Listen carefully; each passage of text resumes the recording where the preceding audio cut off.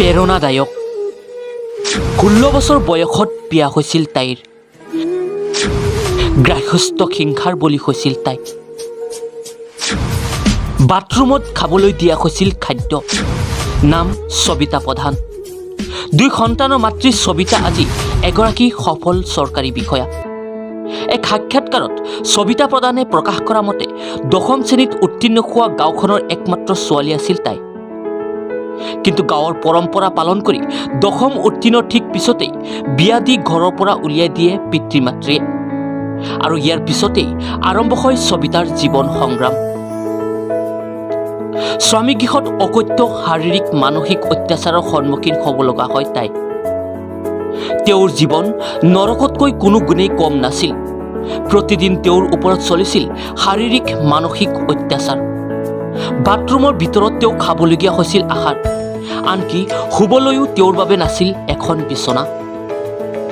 স্বামীৰ বাবে তেওঁ আছিল কেৱল যৌন সম্ভোগৰ আখিলা গড়খনৰ বাবে তেওঁৰ পৰিচয় আছিল কেৱল চাকৰণীৰ জীৱনৰ এনে যন্ত্ৰণাময় দিনত তেওঁ আনকি আত্মহত্যাৰ দৰে পথ বাছি লোৱাৰো চেষ্টা কৰিছিল কম বয়সতে বিবাহপাশত আবদ্ধ হৈ বিস্ময় হৈ পৰিছিল তেওঁৰ বিবাহোত্তৰ প্ৰতিটো দিন ৰাতি সবিতা প্ৰধানে সাক্ষাৎকাৰত প্ৰকাশ কৰা মতে এনে নিৰ্মম অত্যাচাৰৰ বাবে এদিন দুৱাৰ বন্ধ কৰি কোঠাৰ ভিতৰত চিপ লৈ তেওঁ আত্মহত্যা কৰিব বিচাৰিছিল সেই সময়ত খিৰিকীৰ সন্মুখত থিয় হৈ সকলো দৃশ্য চাই আছিল শাহুৱেকে এবাৰলৈও শাহুৱেকে তেওঁক বাধা দিয়া নাছিল নিৰ্দয় শাহুৱেক আৰু স্বামীৰ গৃহৰ আচৰণে যেন এক নতুন শক্তি দিছিল সবিতাক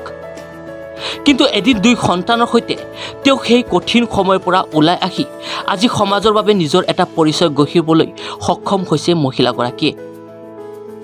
বৰ্তমান তেওঁ মধ্যপ্ৰদেশ চৰকাৰৰ যুটীয়া সচিব হিচাপে কৰ্তব্যৰত